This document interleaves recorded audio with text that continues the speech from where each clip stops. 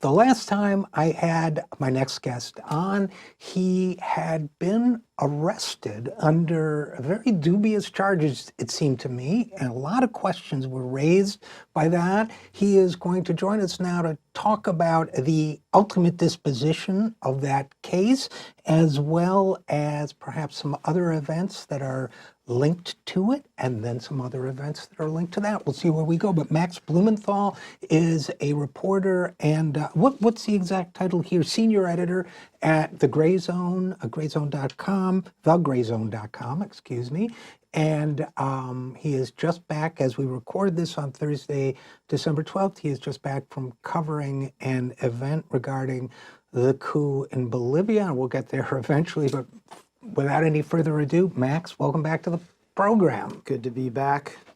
So the last time I talked to you, you had been arrested some 5 months, if I recall correctly, after the alleged incident, on charges that you had manhandled a pregnant woman, charges that appear to have been at various points accusations that were made, dismissed by the police force, then reinstated, that you were arrested under abnormal circumstances and chained and kept in jail and et cetera, SWAT-like arrests and all that. And the last we talked about it, all this had happened. The Washington Post, which had covered many events surrounding demonstrations at the Venezuelan embassy, which is where this was alleged to have happened, did not cover your arrest. And what's happened since then?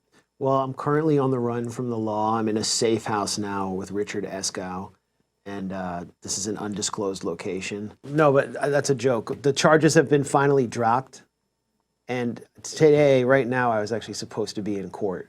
This was going to be my status hearing. And I was going to probably be tried alongside a co-defendant named Ben Rubenstein, who went with me to the embassy along with 18 other people on the night of May 8th, well, actually the early morning of May 8th, to deliver food. He was arrested on false charges because he was ID'd with me.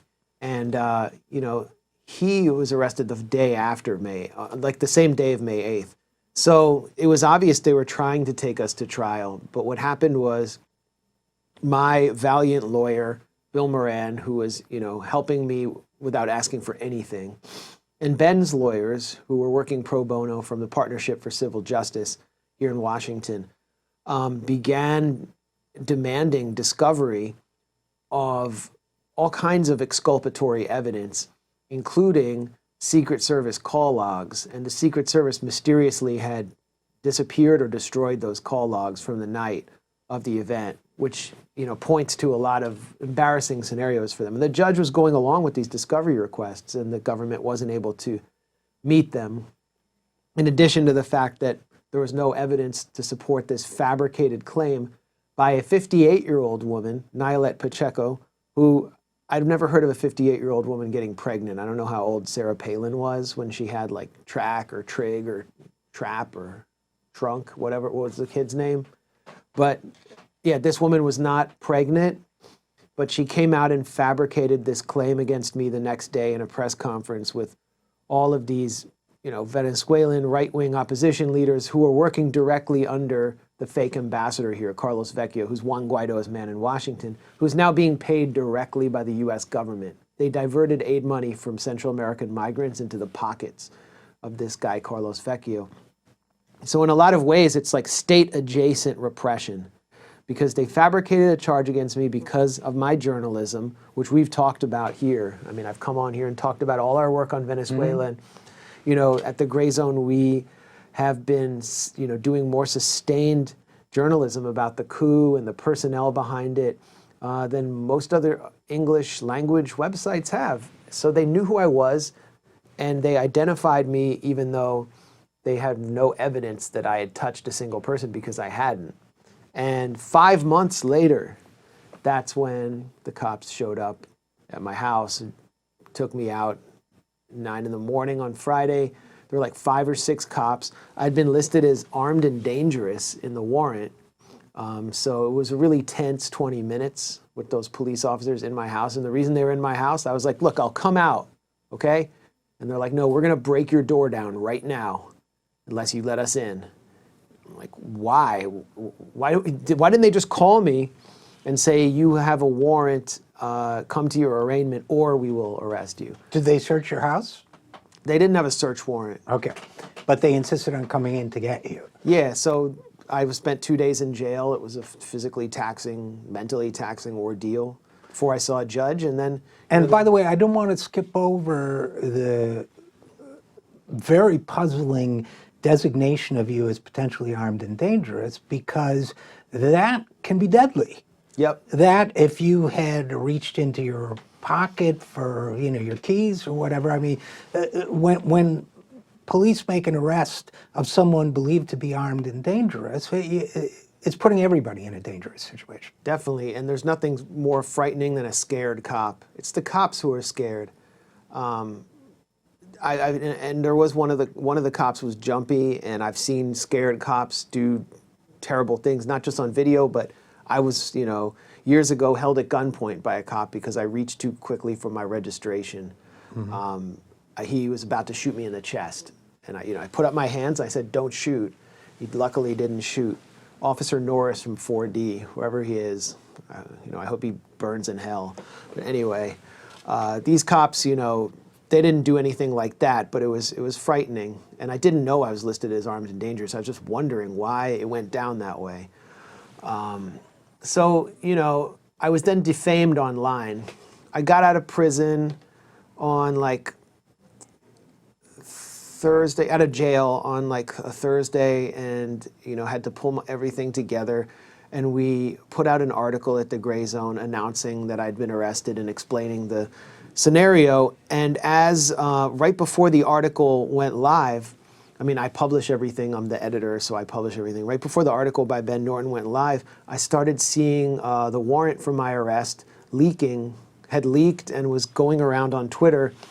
And all of these different accounts were defaming me and claiming that I had kicked a pregnant woman or kicked an elderly immigrant woman and beat her and, manhandled her and all of these horrible crimes. Obviously, according to them, I was guilty before being proven innocent. And they were desperate to destroy my reputation, and they were desperate to see me imprisoned because of my journalism. They wanted to see me silenced. I don't know how that warrant got leaked, who got tipped off, but it was someone who was affiliated with the right-wing Venezuelan opposition here. And it went from there to right-wing accounts, pro-Israel accounts, people who are obsessed with regime change in Syria, who've wanted to shut me down, who tried to shut my book tour down. And it made it really clear that they want to just see me locked away because of my journalism. Anyway, that could happen to anyone. Something was just fabricated against me with no evidence. All it took was an accusation. The only witness on the scene turns out to have been someone who was convicted for writing fraudulent checks. In other words, he's a fraud. Would have been impeached. That could happen to you. It could happen to any activist. It almost happened to Medea Benjamin, the founder of Code Pink. These same exact people fabricated a claim that she assaulted Debbie Wasserman Schultz at a press conference. And police showed up at her house and tried to drag her away, but she said, "Where's the warrant?" They didn't even have a warrant, and she obviously didn't do it. She was the one who was assaulted. So because this has become kind of a thing, there's this pattern, these false allegations, using the police, as you pointed out, it was almost like I got swatted. You know what it means to be swatted, like someone will call the SWAT team on one of their enemies. It's like these Gamergate guys do that to each other. And then they sometimes get killed because the SWAT team comes in and they shoot people. So there needs to be accountability here. So, just to cut to the end, the charges, the disposition of the charges, before we go further, dropped, right? What's it called? Prosecui nole. The prosecution has been nullified. So all charges are dropped. I don't have to go to court today. They couldn't produce the documents that your team, is that the reason why they were dropped? Because your team requested Probably. Besides that, they had no evidence, and this prosecutor is going to have to do a lot of work and comply with a lot of discovery requests. And I think he sensed that he was being lied to. And there's, by the way, I have to say, there's so many dimensions of this case that should be getting some coverage and some reporting, independent of what you think about Max Blumenthal and his journalism. There are so many aspects of this, including why was the decision made to prosecute on unusually thin evidence, who made the entry that you were armed and dangerous, at what point, and just the missing Secret Service logs alone has a very Watergate feel to it. The fact that you have government documents that are missing, that belong to the United States Secret Service, that alone is a big deal. You have the DC paper, the Washington Post, which is also a national paper of record, covering the demonstrations, not covering this outgrowth of the demonstration. And instead, and you have a journalist being clearly targeted and silenced for his opinions. Look, Twitter is full of idiots, but even, or social media in general, but even that cloud of morons ought to be able to understand that there's an issue here, regardless of whether you like or don't like the white helmets in Syria, or what you think of Assad, or what you think of Guaido, that there is a major issue here of targeting a journalist, of serious irregularities in the federal government's police force, or whatever you want to call it, Secret Service, as well as the district's police force. It seems to me it's a story that should be getting a lot of coverage, and it's getting this kind of a very disturbing media silence. Yeah, I mean, it just reveals what our media has become, at least our corporate and mainstream media. Everything they do is part of an information war. So if they're standing up for a free press in their minds, it's just part of an information war that they're either waging against Donald Trump, or they're waging it against Vladimir Putin's Russia, or they're waging it against Maduro's Venezuela. But it's an information war, and it's the U.S. against everybody else. And they don't see me as someone who's on the side of the U.S. because of my critique of U.S. foreign policy. That's why. These people, they really believe that the U.S. is exporting democracy abroad. So the Washington Post, which says democracy dies in darkness, has shrouded my arrest in darkness. But they reported the fake allegation of Nailet Pacheco that she was attacked by, this is the words of the Washington Post reporter Marissa Lang, she was attacked by several men and thrown against a wall and kicked.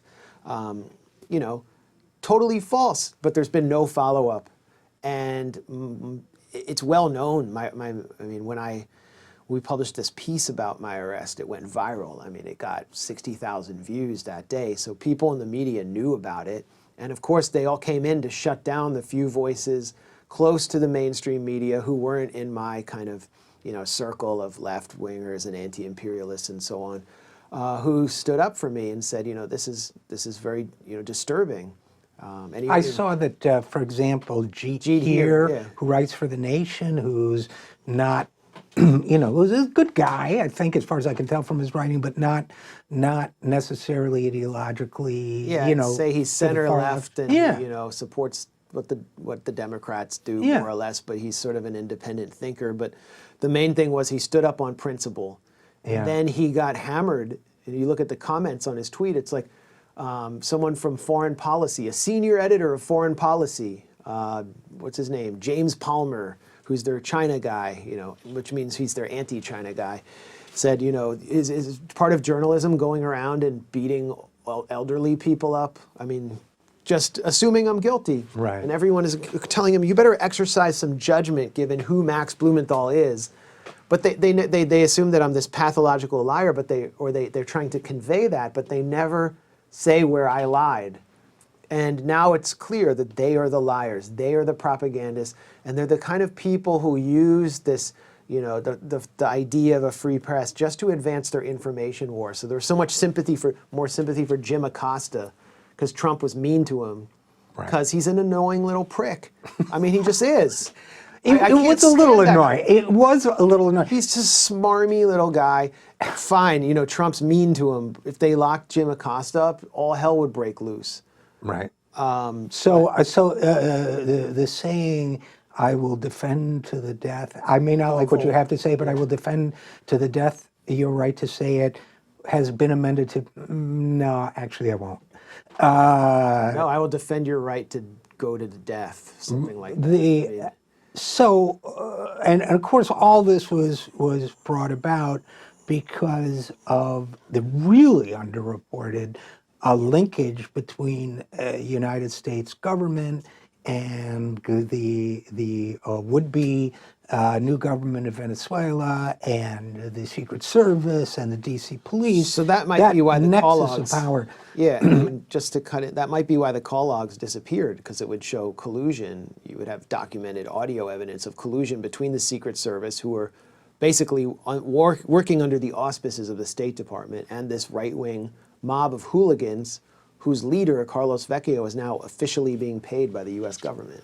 Once they disappeared, I wanted to read them 10 times as much as I did before, because I figured they must be really interesting. And I wonder if somebody has a copy somewhere. Feel free to send them to the 0 Hour or the Gray Zone if you find it. But okay, now, and this whole nexus of forces that had to be behind this in some way, it leads me to where you were this morning as we record this, which was, well, you tell us. Well, this morning I had to wake up, which was the hardest part, and then, you know, a much more excruciating part was to have to be in a room full of you know, extreme right-wing Bolivian coup mongers at the Inter-American Dialogue, where this think tank in Washington, corporate arms and oil industry funded think tank, also funded by the U.S. State Department, hosted Luis Fernando Camacho.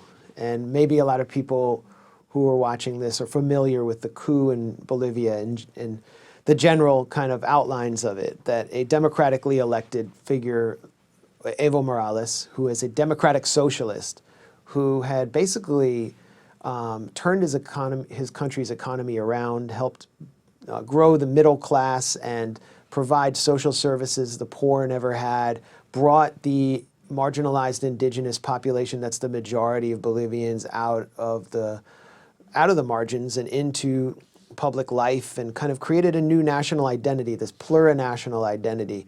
And he was removed in a coup after the OAS kind of intervened in the election, the Organization of American States. And the coup was really led by someone who didn't run for president against Morales, but who is what you would call a civil society leader, but we might kind of call a fascist leader. He is the head of the Pro-Santa Cruz Committee in the region of Santa Cruz. The city of Santa Cruz is the largest, wealthiest city in Bolivia. And it's they have this separatist movement there of people who are, you know, in the Latin American sense, white supremacists. They see the indigenous population as Satan worshipers, and they don't want any part of the same country as them. So they've wanted to separate. The Pro-Santa Cruz Committee is the main body of separatism and fascism. And Camacho, before he became the president of that civic committee, was the president of the Unión Juvenil Crucenista, basically the youth Christian union of Santa Cruz. And this is a fascist paramilitary that even the U.S. Embassy in Bolivia, in official cables, has called racist and militant, who engage in street violence against indigenous people. Not only that, they sig heil at their ceremonies, and they do a Spanish Francoist phalange salute.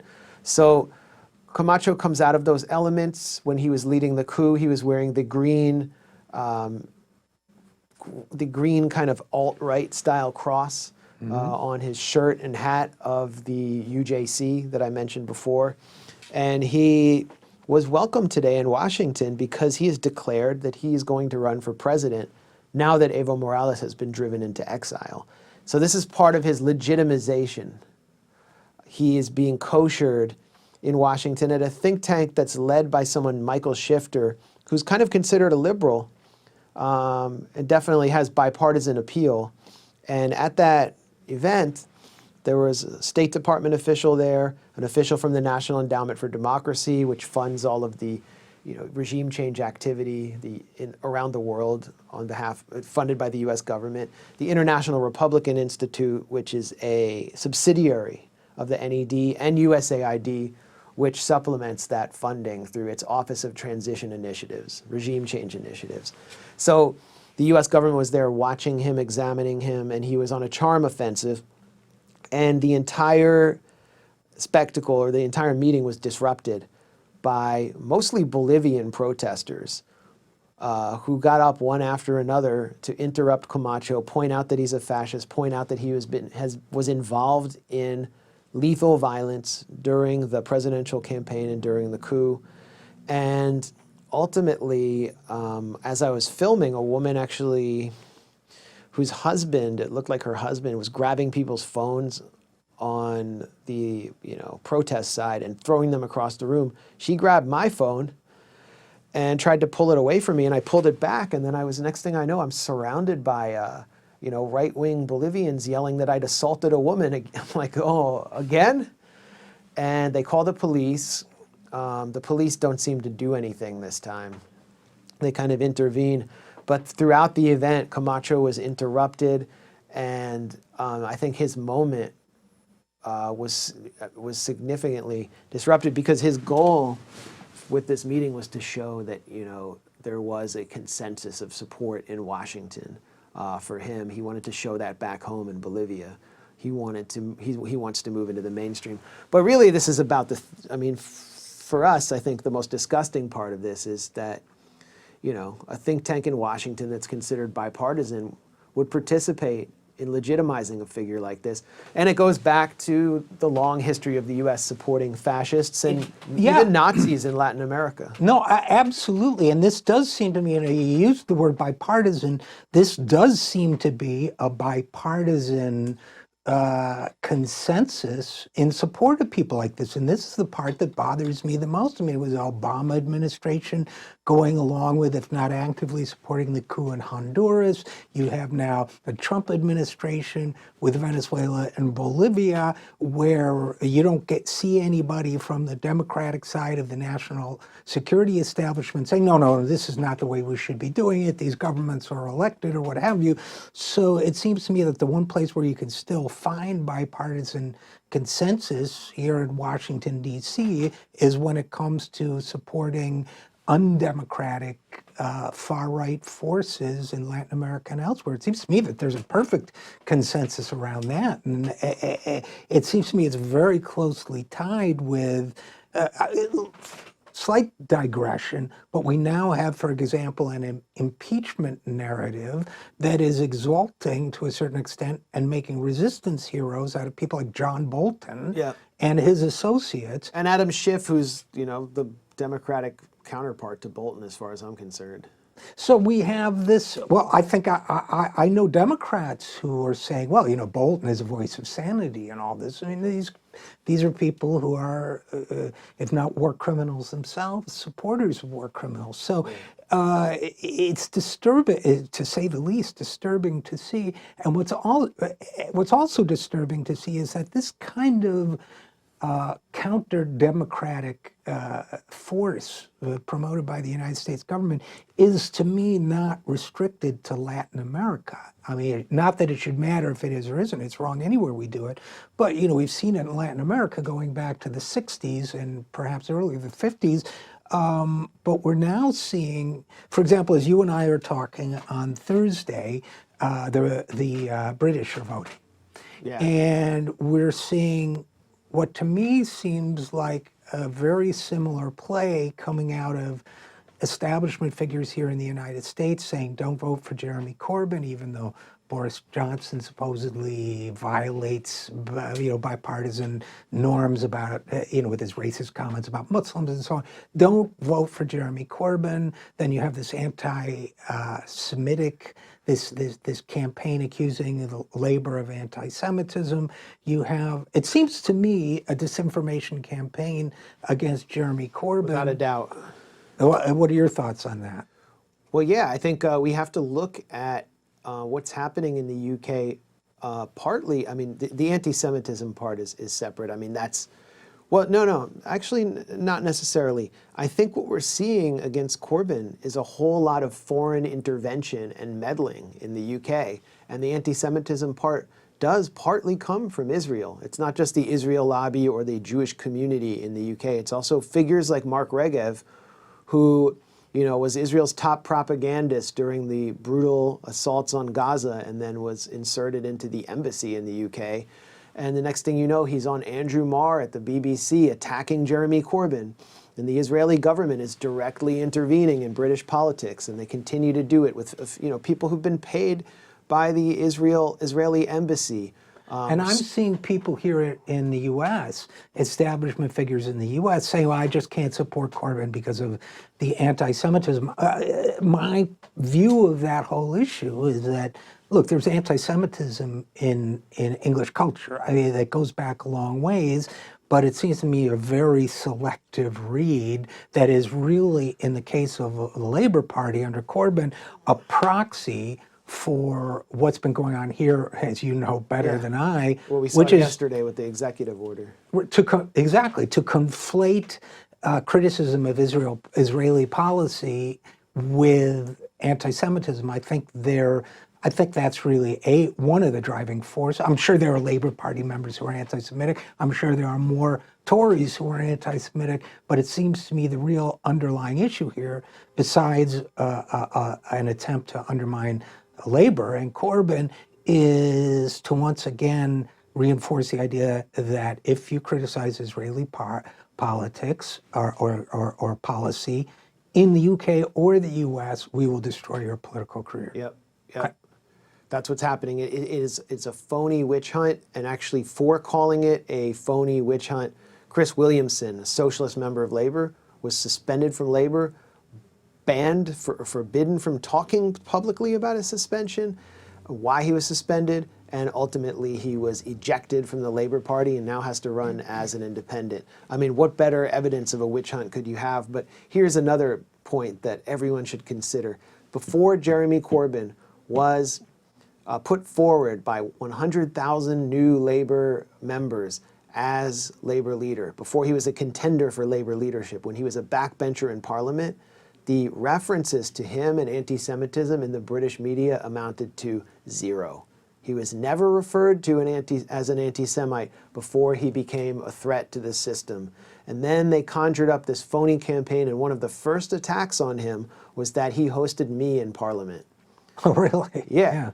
Because he was the guy that if you came to the UK and you were doing journalism or activism challenging the Israeli occupation or Israeli apartheid, he would guarantee you a venue in Portcullis House, which is sort of off Westminster, but a part of Parliament where the public can come in and watch, because he was committed to justice for Palestinians. And so that's what this is all about. It's what it comes down to, and created a very dangerous atmosphere in the UK, including and especially for British Jews, because British Jews have been weaponized against progress that so many people are seeking in the UK. They're being used, whether they like it or not, whether they agree with it or not. Their self-proclaimed leadership, as well as the Israeli government, is using them as human shields to basically prevent the most progressive candidate for prime minister from being elected. And in many ways, it's sort of self-otherization. The UK didn't have this kind of tension in recent years. And now I think those who've participated in this campaign are just deliberately separating themselves from British society and portraying themselves as these hypersensitive whiners who are demanding special treatment and double standards.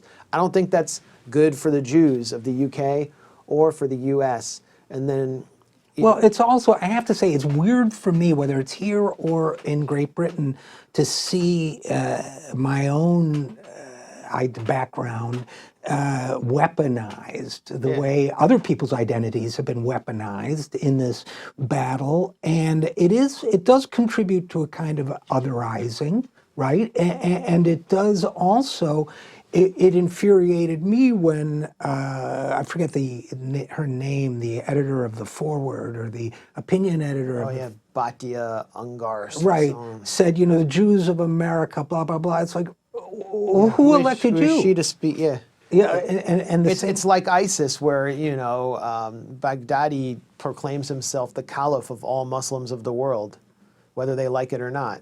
So I referred, they called it ISIL. I referred to Israel as JSIL, the self-proclaimed Jewish Right. state of Israel in the Levant.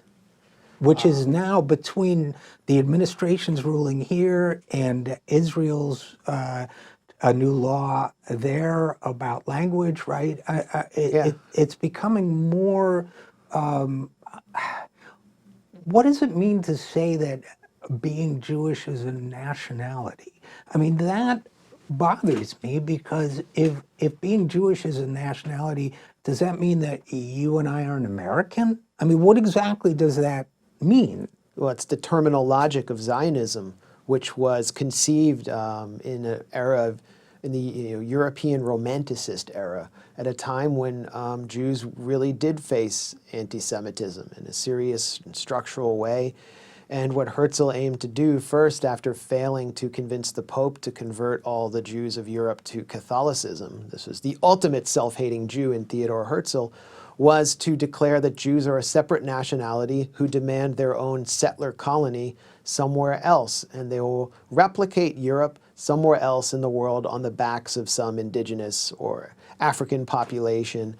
And he set the stage for all of the Jews of the world to be treated as a separate nation, to have a kind of dual nationality, and therefore, I mean, this was the goal of Zionism. This is Ben Gurion, the first prime minister of Israel's stated goal was to explode the Jewish diaspora, to destroy the Jewish diaspora, because anti-Semitism benefited Zionism. Were it not for anti-Semitism, Jews would not make aliyah and emigrate to Israel. Ben Gurion imagined that, 1 million Jews or 2 million Jews would move to Israel within a decade when he wrote his memoirs, and that they would build these small communities in the Negev desert, and they would not be cosmopolitan city dwellers like the people he loathed in Tel Aviv. He lived in the Negev. It never happened. Nobody wants to do it. They want to be like us here. But they're still at it, and they're still actively eating away at the foundations of Jewish life, which is that we are Jews and we practice our religion as we see fit. We adhere to our faith community. We're culturally Jewish, whatever we are, but we're also a part of the nation that we live in, and we assimilate into it. And so I don't know if it was in Trump's executive order or not. I saw the New York Times report it, but I didn't read the executive order. But there were reports that Jews were defined as their own exclusive nation within the U.S., which means we now have a dual nationality. Yeah, I'm not sure. I didn't read it either. I didn't get that. But what, it strikes me also is that we saw when Ben Gurion's dream didn't come true the way he imagined it, because the diaspora Jews did not move in the numbers that he predicted, was the next best thing was to weaponize the guilt that many, like say my father's generation felt, into unquestioning support for Israel and its actions. But it seems to me that's broken down too, at least here in the United States.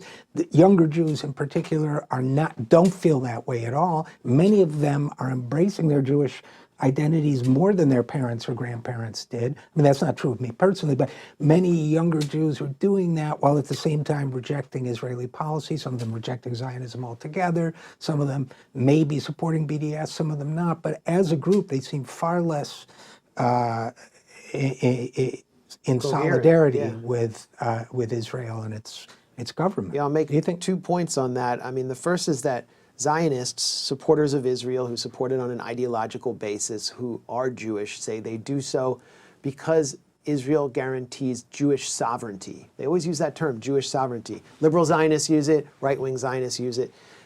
But the irony of Israel is that this so-called supposed Jewish sovereignty is contingent on support of Gentile authorities in other nations, specifically on Israel's direct line to Washington.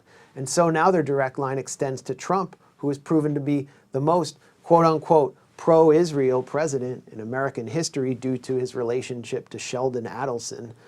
who's also Benjamin Netanyahu's patron, and they're getting everything they want out Well, of Trump. to quote Trump speaking to a Jewish group while he was running for president, you people like to negotiate, right? Yeah. Obviously, which is the most anti-Semitic thing any major candidate in any country I can think of has said in recent years. I mean, Well, a few days ago at the IAC, which is Sheldon Adelson's right-wing offshoot of AIPAC, Trump said, "You guys are a bunch of landlords. You're real killers, and I know how you think.